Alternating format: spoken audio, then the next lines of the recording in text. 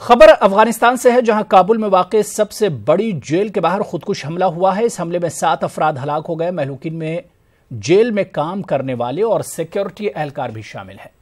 अफगान वजारत दाखिला के तर्जुमान नजीब दानिश का कहना है कि एक बस को निशाना बनाने की कोशिश की गई थी, जिसमें जेल में काम करने वाले मुलाजिम सवार थे।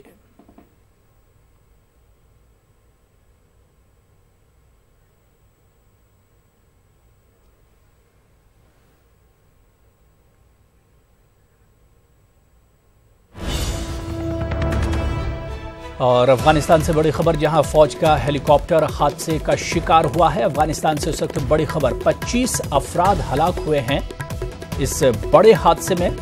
आपको बता दें कि महलूकीन में डिप्टी कोर कमांडर भी शामिल हैं। तो अफगानिस्तान में फौज का हेलीकॉप्टर हादसे का शिकार हुआ है। अफगानिस्तान के फराह सूबे में यह बड़ा हादसा पेश आया है। अनारदारा से हिरात जा रहा था यह हेलीकॉप्टर कि हादसे का शिकार हो गया।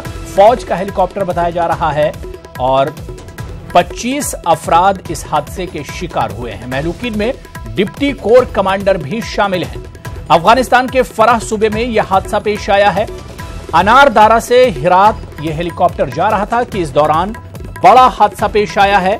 फौज का यह हेलीकॉप्टर है जो हादसे का शिकार हुआ है और इसमें 25 अफराद हलाक हुए हैं। आपको बताते चलें कि इन 25 अफराद में महलूकीन में डिप्टी कोर कमांडर भी शामिल हैं। अफगानिस्तान के फराह सूबे में यह बड़ा हादसा पेश आया है और बताया जा रहा है कि फौज का यह हेलीकॉप्टर अनारदारा से हेरात जा रहा था, जिस बीच यह बड़ा हादसा पेश आया है और इस बड़े हादसे में 25 अफराद हलाक हुए हैं।